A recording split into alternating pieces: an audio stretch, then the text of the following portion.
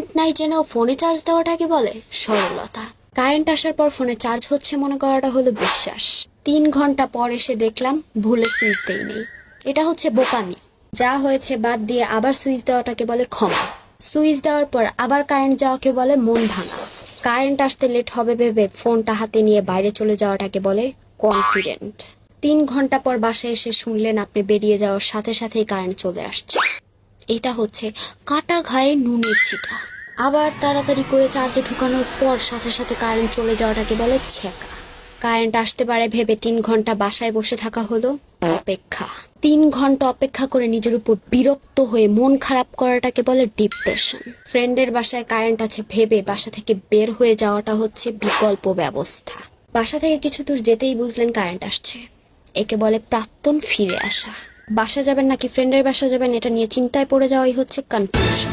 বাসায় কিছু দূর